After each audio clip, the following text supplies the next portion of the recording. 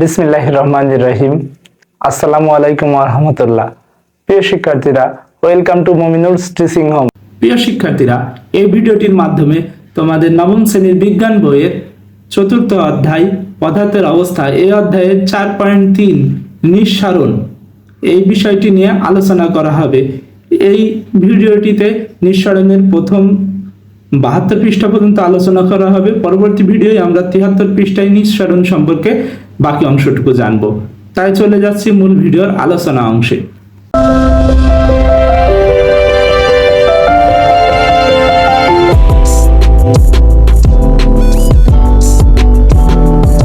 নিঃসরণ হলো এমন একটি প্রক্রিয়া যেখানে কোনো পাত্রে থাকা গ্যাস সরু ছিদ্রপথ দিয়ে পাত্রের ভিতরের উচ্চ চাপের স্থান থেকে পাত্রের বাইরে নিম্ন চাপের স্থানের দিকে সজোরে বেরিয়ে আসে। আচ্ছা, নিঃসরণ মানে কি জানো? তুমি জানো, কিছুটা আমি সহজ একটা উদাহরণ দিয়ে আগে বোঝাই। তুমি একটা পলিথিনের ভিতর পানি ভরলে, আর পানি ভরার পরে পলিথিনটা ছিদ্র করে দিলে কি পানিটা বের হতে থাকবে ওই ছিদ্র দিয়ে। কিন্তু তুমি যদি পলিথিনের ওই পানি শুধু চেপে ধরো তাহলে দ্রুত বের হয়ে আসবে। নিঃসরণ বিষয়টা এমন কিছু। পরে বলা হচ্ছে 4.6 একটা ছবি দেওয়া হয়েছে, যেটা 4.6 এর ছবি। তোমাদের 4.6 এর ছবি কোন জায়গায়? তোমাদের বইতে তো 4.6 বলে কোনো ছবি নেই, যদিও এটা লিখে দেওয়া রয়েছে 4.5 বলে ছবি আছে। এটা তো ধোকা দিয়েছে তোমাদের সাথে, সরি, মজা করলাম একটু। দেখো, এ ধরনের সরু ছিদ্রকে অনেক সময় পিনহোল বলা হয়। এভাবে পাত্র থেকে গ্যাস বেরিয়ে যাওয়ার কারণ হচ্ছে পাত্রের ভিতরের এবং বাইরের চাপের পার্থক্য, অর্থাৎ দুই জায়গায় চাপ ভিন্ন হয়। ব্যাপনের বেলাতে এটি ঘটে গ্যাসের ঘনত্বের পার্থক্যের কারণে, কিন্তু নিঃসরণের বেলায় এটি ঘটে গ্যাসের চাপের কারণে। অর্থাৎ আমি যেমন বললাম, পলিথিনটা যেমন চাপ দিলে দ্রুত পানি বের হয় ছিদ্রপথ দিয়ে, কারণ এটা চাপের কারণে ঘটছে।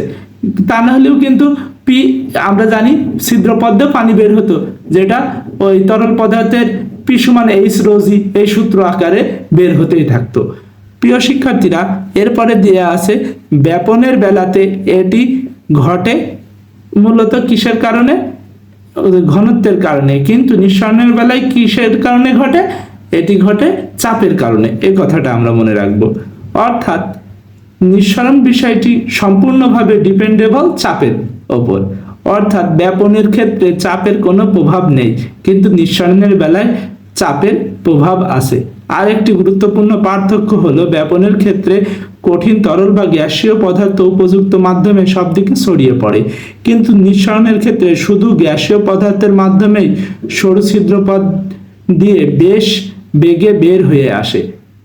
অর্থাৎ এটা যেমন নিঃসরণটা তুমি আরেকটা দেখতে পাও প্রতিনিয়ত, মোটরসাইকেল বা দেখেছি গিয়ে যানবাহন, গাড়ি, তারপরে তোমাদের কার, এগুলার যে সাইলেন্সার থাকে ওখান থেকে যে বাতাসটা বের হয়ে আসে, কার্বন মনোক্সাইড বা কার্বন ডাইঅক্সাইড, এই গ্যাসগুলো নিঃসরণের মাধ্যমে বের হয়, সেজন্য দ্রুত বেগে বের হয়ে আসে। এবার নিঃসরণের কিছু উদাহরণ দেওয়া যাক। ফুলানো বেলুনে একটি সূক্ষ্ম ফুটো করতে পারলে বেলুনের ভেতরের উচ্চ চাপে থাকা বাতাস সেই ছিদ্রপথে নিঃসরণের মাধ্যমে সবেগে বের হয়ে আসবে। ফুলানো বেলুন ফুটো করার চেষ্টা করলে টান টান হয়ে থাকা বেলুনটি ফুটোর চারপাশে খুব দ্রুত সরে গিয়ে ফুটোটিকে বড় করে ফেলতে চায় বলে বেলুনটি ফেটে যায়। প্রিয় শিক্ষার্থীরা, এই ভিডিও মূলত আমরা এতটুকুই আলোচনা করব, তাই পরের অংশটুকু আমরা পরের ভিডিওতে আলোচনা করব। দেখো, তোমাদের 4.5-এ দুইটি চিত্র দেওয়া আছে। বিভাজক হিসেবে একটি অংশ নেওয়া হয়েছে, পিনহোল নেওয়া হয়েছে এবং নিঃসরণ নেওয়া হয়েছে। উচ্চ চাপে অঞ্চল লোয়ার প্রেসার এবং নিম্নচাপ অঞ্চল লো প্রেসার বলা হয়েছে। ঘটনাটি তোমাদের প্রতিনিয়তই ঘটে বাস্তবিক জীবনে, যেটা তোমরা একটু খেয়াল করলেই দেখতে পাবে। প্রিয় শিক্ষার্থীরা, এই ভিডিওর আলোচনা এতটুকুই ছিল। তোমরা সকলে ভালো থাকো, সুস্থ থাকো, মন দিয়ে পড়াশোনা করো। সকলের জন্য শুভকামনা রইল। আসসালামু আলাইকুম ওয়া রাহমাতুল্লাহি ওয়া বারাকাতুহু।